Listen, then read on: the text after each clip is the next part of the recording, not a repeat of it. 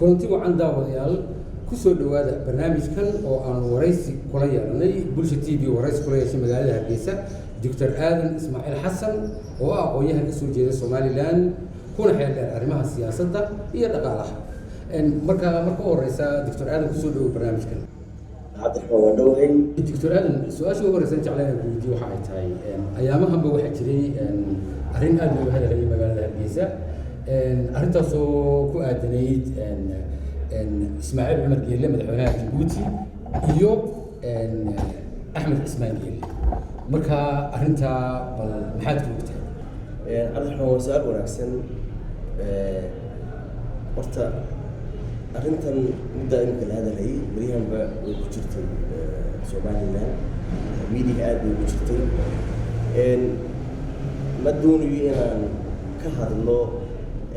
dacwadda Axmed Ismaan iyo dowladda Djibouti ama cidii kale ee dacweynaysa sababtoo ma ogin dowladda Djibouti dacweynaysa mise shakhsiyo ayaa dacweynaya ay wax dhex mareen sababtoo ma joogno Djibouti goobjoog ma nihin dacwad halka dhacday ma joogno waxa muhiim ah laakiin sida wararka soo baxaya ay sheegayaan haddii la isku dayay Axmed in la qabto anigu taa wax ka oran kara runtii waa tan oo ah Somaliland waa qaran jira sharciyadiisa leh xuduudiisa leh legal system baynu leenahay legal systemka iyo qawaaniintaasi jurisdiction xuduudda inta xuduudeena waafaqsan bay aynu leenahay jira laba version baa jiro version leh xukuumadooda waxba ma jiraan iyo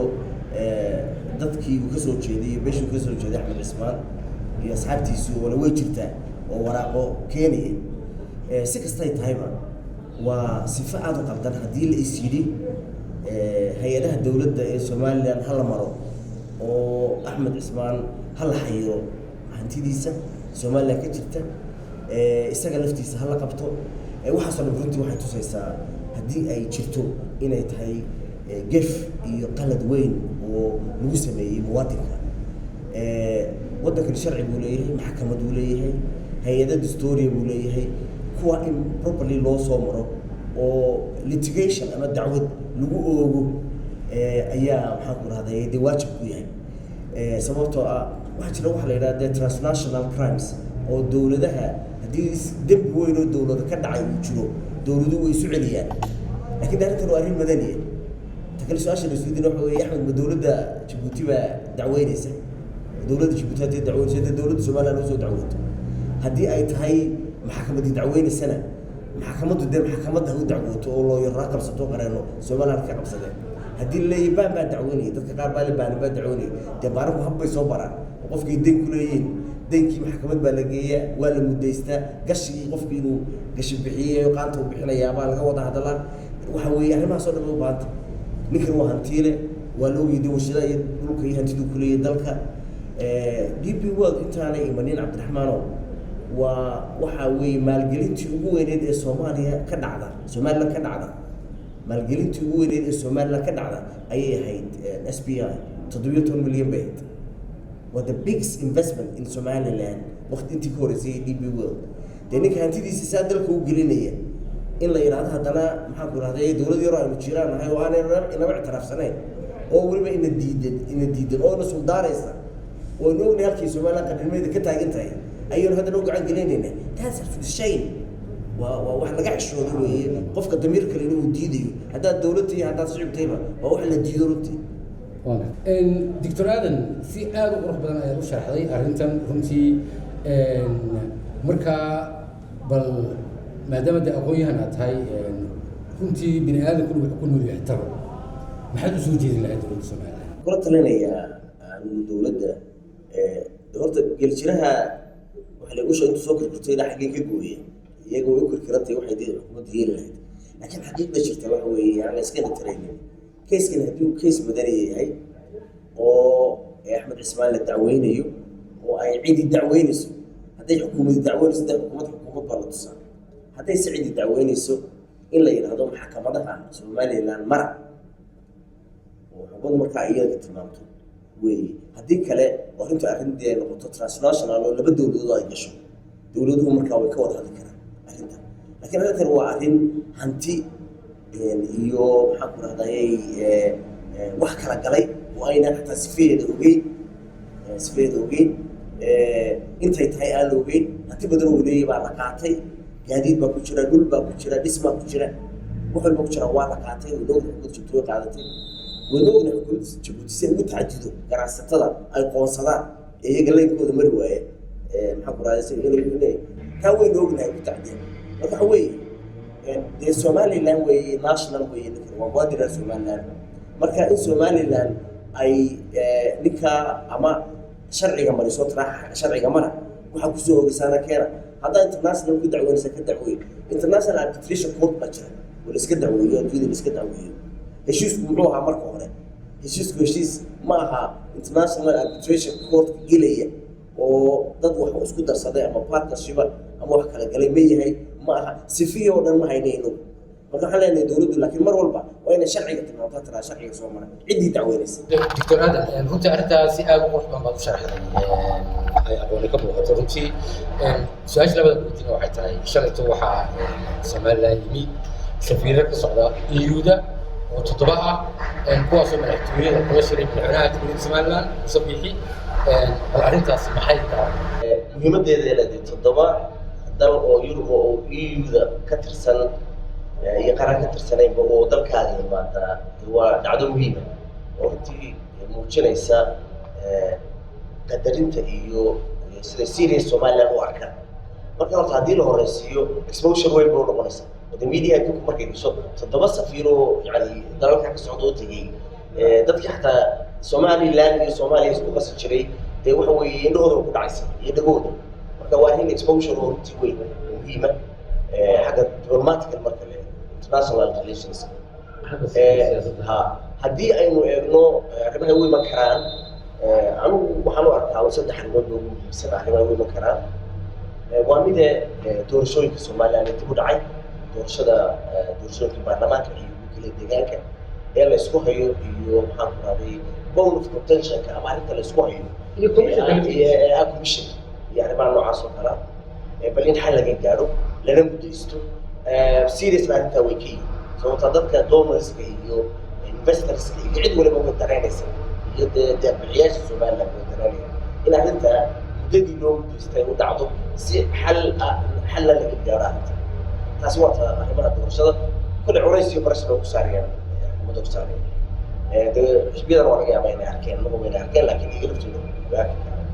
karaan ta labaad waxa weeye arrinta dialogue Somaliland iyo Soomaaliya u dhexeeya iyo wadahadalka u dhexeeya taa lafteeda inay dargeliyaan oo ay maxaa ku rahday moraaliska laga wada hadlayo iyo arrimahan udhooda ay ka hadlaan ayaan filaya ta saddexaad waxa weeye xaaladda regionka ee arrimahaas oo kale Somaliland baaq bay dirtay arrimahaasaan filaya arrimaha u yimaadeen inay tahay laakiin yani cala alcumuum waa arrin runtii muhiim ah oo muujinaysa Somaliland qadarinta ay ka mudan tahay waxaa jirta arrintan inagoo beesha caalamka haddeenaa ka bixi waxaa jirta dhaqaale ay adduunyadu bixiso oo la yidhaahdo xagga horumarinta ama development project bay bixiyaan arrinta ayaamahan waa la isku hayay Soomaaliya waxay leedahay annagana soo maraysaa laakiin Somaliland ayaamahan dib waxay ku adkaysatay in halkan la soo mariyo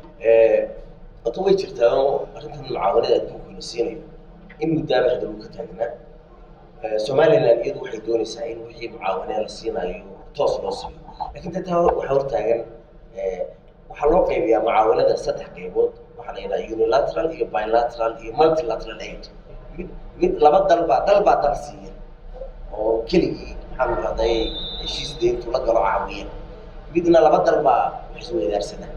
midna dhowr dal baa dal caawiya oo intay wax isku daraan mucaawanada Somaliland iyo Soomaaliya la siiyaa badanaa waxay u badan tahay waxa weeye waa bilateralka iyo multilateral oo wadamo badan baa sanduuq Soomaaliya iyo Somaliland ku sameeyo oo dad caawiya marka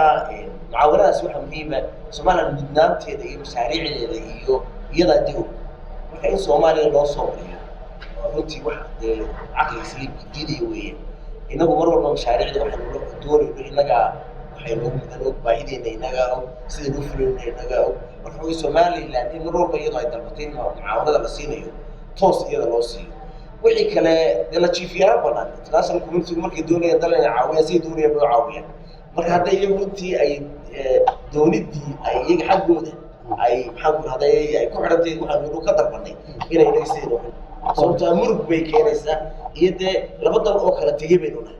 marka dialogue iyo wadahadalka lafteedii ay carqalad gelinaysaa taas marka iyaga lafteedu hadday danaynayaan in wadahadalka iyo dialogue dee maxaan si wanaagsan u socdo waa inay ka ilaaliyaan wixii dee xanafe ay keeni karto mucaawanada la bixinaya ugu dambeyntii dalka Somaliland muddo dhowr sanadood ku jiray runtii dhaqaalaha dalku markasta meel buu marayay marka maanta oo sicir bara badan magaalada ka jiro Somaliland uu ka jiro oo runtii dadka inta badan dhaqaalaha dibadda looga soo diro ay aad u saameysay bal markaa bangiga dhexe iyo wuxuu qabta iyo lacagtan hoos iyo kor loo dhigayo oo runtii dadku aad uga cabanayaan arrinta doctor maxaad dhaqaalaha Somaliland horta wuxuu mudan ee ku xidhnaa waxay ahayd xoolaha nool inta badan waxaa kaloo jiray in xawaalad dibadda laga soo diro dadka waa soo biiliya xoolii way naga xidhiyeen khaasatan xoolaha waa laba oo waxa weeye xoolaha gudaha lagu isticmaalo domestic consumption ka gudaha lagu isticmaalo iyo dadku dhoofin jireen oo isku garan jiray waa dibadda dakhli badan bay ku heli jireen waliba lacag adag iyo ku heli jireen waana waxyaalaha marka laga hadlayo sicir bararka dee saameyn kara oo factorieska ama arrimaha sababeyn kara in sicir bararku jiro waa ka mid oo dee dadkii ilaa qofka reer miyiga ee xoolaha soo neefka soo xidha ilaa kii iibinayay ilaa kii tuulada soo qaadayay ilaa gaarigii ilaa gaadiidkii ilaa meeshii ugu xareynayay yani ummad dhanba ilaa cashuurtii waxa dhan baa yani value chain dan wax la yidhahdo iyo ka faa'iiday silsilada ba ka faa'iidaysa marka maxaa ku rahdaa taasi way inaga xadhibantay kan dowladda xoolahaas yahay iyo xogaa Europeey iyo harga iyo arrimo noocaas oo kala badnayn marka horta tii xagga exportka loo dhoofinayay dhibtaasaa jirta Somaliland inay runtii geedeed iyo geed hooseba u gasho ayaa loo baahiyay sidii laynooga qaadi lahaa xayiraada ku timid xoolaheena taas waa koob oo arrin dhaqaalaha saameyn weyn ku leeyahay waa talabaad remittanceska iyo xawaaladii la soo diri jiray dibadda laga soo diri jiray saameyn waxa ku yeelatay dhowr arrimood waxa ku yeeshay saameyn muddo soo socotay oo dee jiilalkan iminka ama dhowr iyo 20 ama 30 gaadheed ee Yurub ku dhashay xagga ku koreeyay North America iyagu dee markii inagu aynu tagnay dhulka sidaynu arkaynay heerkeena inaynu caawino iyo waxtarka iyo dibadkeeda leeyahay iyagu ma aaminsana taa oo maxaa bal caqli ugu diray oo oranaya qofka halka jooga waxay keentay taas kale way yaraanaysa wax kaloo yaraan keentay shaqalaanta Yurubiyada ka jirtay wax kaloo keentay Ingiriiska oo meelaha ugu badan ee xawaalada laga soo diray meelaha ugu badan ee xawaalada laga soo maadaama ay reer Somaliland meelaha ugu badan yihiin tahay poundkiiba hoos u dhacay doolarkiiba kor u kacay marka qofkii soo diri jiray مثلا $200 waxaa laga yaabaa $200 mar baa jirtay ay ahayd 130 gini ay ahayd maanta $200 waxay imanaysaa marka waxa commission lagu daro 180 pound bay imanaysaa marka weey yani qofka culays bay ku noqonaysaa marka taalifteedu saameyn bay ku leedahay dhaqaalaha laftiisa oo maxaa qorayay remittanceski dakhliga soo galay wadanka way yaraanaysaa mucaawanada lafteeda ee soo gashay waa mucaawano marka si fiican u socota marna xaq ku yimaado mucaawanada lafteedu dee ku siinaya dambe kaliya oo dadka kaliya waxa doonaysa hadaan sameyn marka qaar dahabreeg ku yara jiidaya marka iyada lafteeda Somaliland oo saluug badan ay ka qabaan xagga doorashooyinka iyo xagga human rights ka arrimaha dhacay dadka la xiray iyo arrimaha noocaas mar walba saameyn bay ku yeelanaysaa inay iyaga laftooda mucaawanadii waxa kale oo iyadana jiraysa mucaawanada lafteeda ee Soomaaliya la soo marinay muran baa ka taagnaa taagooda halka dad ku keenaysa arrimaha muhiimka jira ee kale waxa weeye dekadii oo kale oo balaqaado badan ay ka dhaceen in مثلا